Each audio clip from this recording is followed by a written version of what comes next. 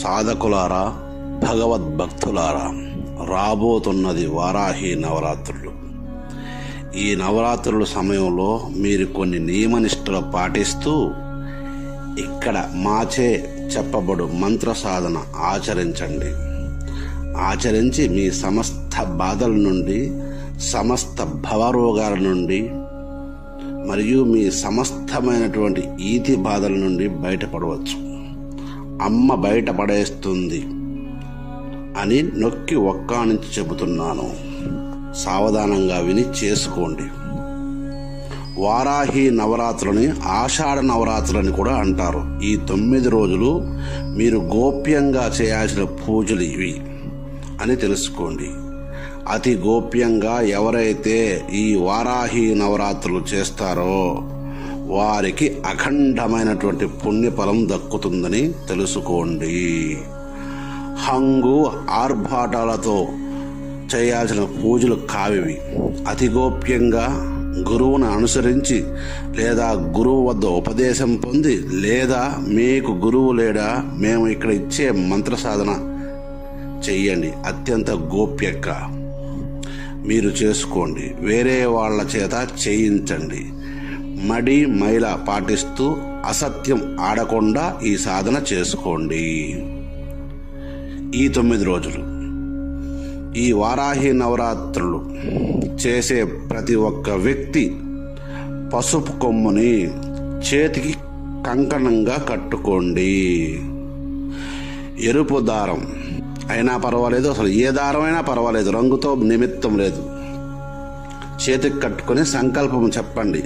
సంకల్పం ఏంటంటే, నీ లోపల ఉండే కోరిక, నువ్వు దేనికోసమైతే ఈ వారాహి నవరాత్రులను ఆచరిస్తున్నావో, ఈ పూజలు ఎందుకు చేస్తున్నావో అనే దాన్ని నీ మనసులో ఉన్న ప్రతిదాన్ని మనసులోనే అమ్మవారికి నివేదించు. ఖచ్చితంగా కంకణధారణ ఖచ్చితంగా చెయ్యి. కుదిరితే ప్రతిరోజు సముద్ర స్నానం చెయ్యి. సముద్ర స్నానం చేయలేకపోతే నది స్నానం చెయ్యి. అది కుదరకపోతే తటాక స్నానం చెయ్యి. తటాక స్నానం చేయలేనప్పుడు బావి నీళ్లు వాడు నీ స్నానానికి. బావిలో నీళ్లు కూడా దొరకనప్పుడు ఇక మామూలు నీళ్లు మీ ఇంట్లోపల వచ్చే కుళాయిలో నీళ్ళే వాడుకోండి. ఖచ్చితంగా ఫలితం అనంతంగా దొరకాలంటే మాత్రం సముద్ర స్నానం ఈ 9 రోజుల్లో ఏదొక్క రోజైనా సరే మీరు వీలు కల్పించుకొని, వీలు కుదుర్చుకుని సముద్ర స్నానం చేయండి. ఖచ్చితంగా మీ వ్రతం ఫలిస్తుందని అమ్మ పలుకుతుందని తెలుసుకోండి. ఇకపోతే ఈ వారాహి నవరాత్రులు వీలు కుదిరిన వాళ్ళు అమ్మవారికి నానా రకాలుగా అలంకారాలు, పూజలు చేసుకోండి. నానా రకాల నైవేద్యాలు పెట్టుకోవచ్చు. ధనం ఉన్నవాళ్ళు, ఇక ధనం లేని వాళ్ళు మీ ఇంట్లో ఉన్న రోకలను తీసుకోండి, శుభ్రంగా కడిగి పూజా మందిరంలో నిలబెట్టుకోండి.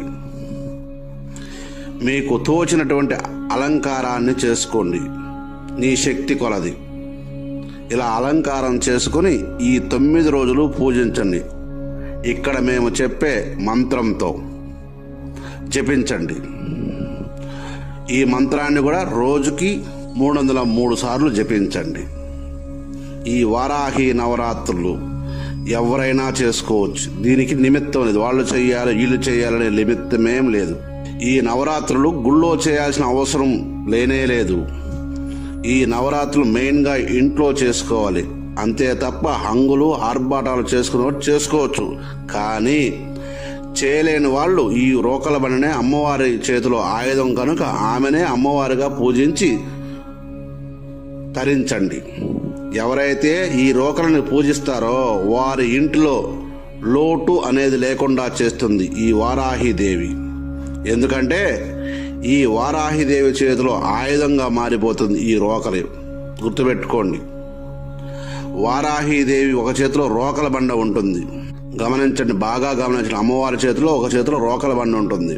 కనుక రాబోయే వారాహి నవరాత్రుల రోజులు గోప్యంగా చేసుకోండి. హంగు ఆర్భాటాలు పై పటాటోపాలకి పోవద్దు. అమ్మ వద్ద దర్పం ప్రదర్శించవద్దు.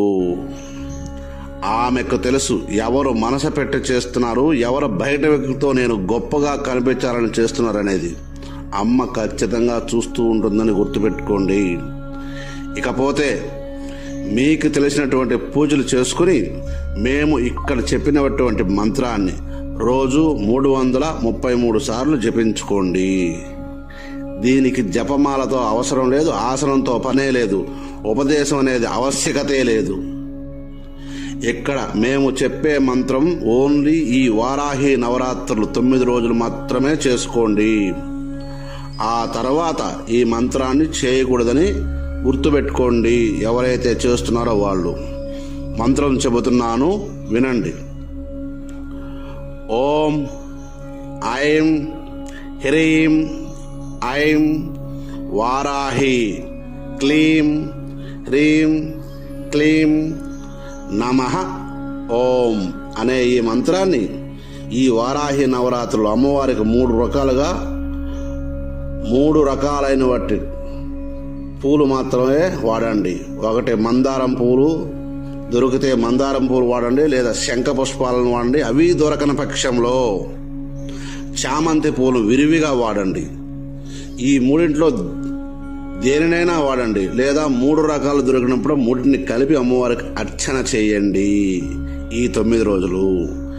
ఈ పూలతో ఎవరైతే అమ్మవారిని అర్చన చేస్తారో, పూజిస్తారో వారికి అఖండ సంపదను ప్రాప్తింపజేస్తుందని తెలుసుకోండి. ఈ వారాహి తల్లి, ఈ వారాహి అమ్మవారికి మిరియాలతో దట్టించినటువంటి అన్నం చాలా ఇష్టంగా తింటుంది కనుక ఆ తల్లికి అన్ని పలహారాలతో పాటు ఖచ్చితంగా ఈ పలహారాన్ని పెట్టండి.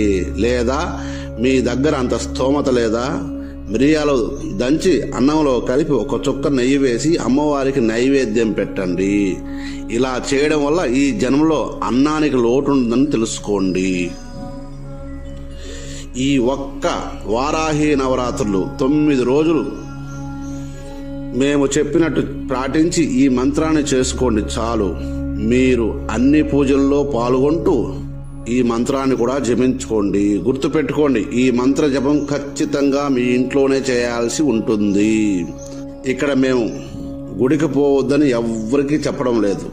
గుడికి పో, ఎక్కడికైనా పో, కానీ సాయంత్రం అయ్యేసరికి ఇంటిలోనే ఈ సాధన, ఈ పూజ విధానాన్ని పూర్తి చేసుకోండి. ఇది అత్యంత చిన్నది, చాలా గొప్పది.